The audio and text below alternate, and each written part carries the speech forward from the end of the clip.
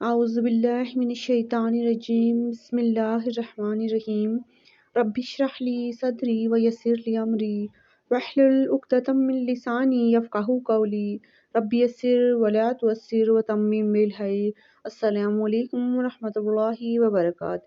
Ahmad Islamic channel میں خوش آمدید کہتی ہوں، اور آج کی حدیث ہے شوال کے 6 روزوں کے حوالے سے۔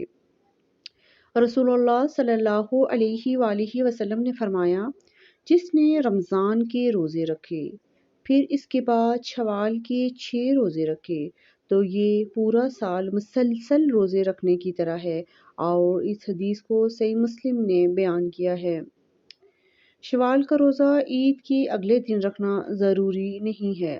غلط بات ہے جو کہتا ہے کہ عید کے اگلے روز اگر روزہ نہیں رکھا تو شوال میں روزے نہیں رکھ سکتے۔ کوئی حدیث اس بارے میں موجود نہیں ہے۔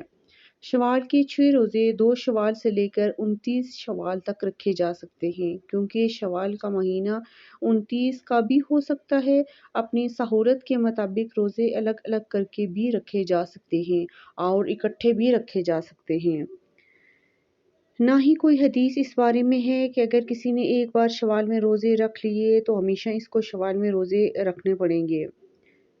خواتین پہلے شوال کے 6 روزے رکھیں، کیونکہ حیض کی وجہ سے جو روزے رکھنے ہیں وہ بعد میں بھی رکھ سکتے ہیں۔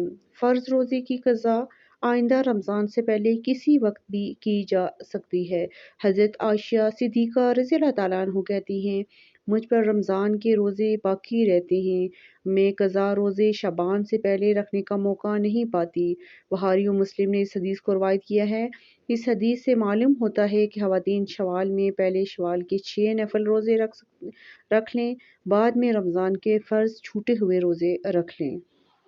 جزاک اللہ خیرا۔ السلام علیکم ورحمۃ اللہ وبرکاتہ۔